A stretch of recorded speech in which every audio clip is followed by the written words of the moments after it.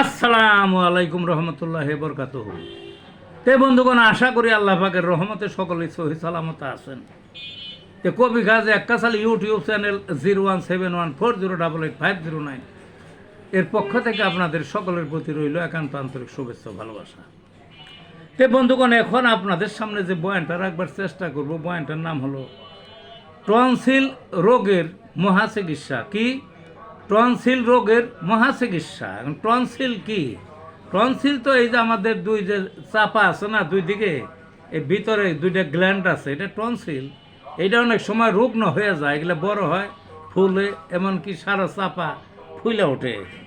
তো খুবই কষ্টকর একটা রোগ, এবং এটা যদি ঠিকঠাক মতো চিকিৎসা না করা হয় তাহলে এক সময় পেকে গেলে রোগের মৃত্যুও ঘটতে পারে।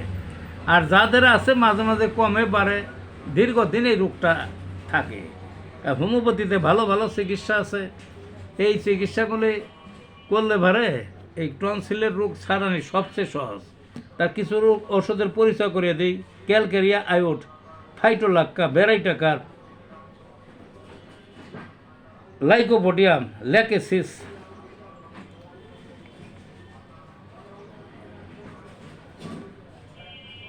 ভ্যারাইটা মিউর, এই সমস্ত ওষুধ, বায়োকেমিকের সাইলেসিয়া, আরও বিভিন্ন ওষুধ আছে। তবে এই কটা সচরাচর ব্যবহার হয়। কিছু যদি না বুঝেন তাইলে কি করবেন, ফাইটোলাক্কা সকালে 1 ডোজ 200 পাওয়ারের, আর একটা হলো ভ্যারাইটাকার অথবা ভ্যারাইটা মিউর, এই দুইটার একটা 200 পাওয়ারের, বিকালে এক ডোজ এ খাওয়াইবেন।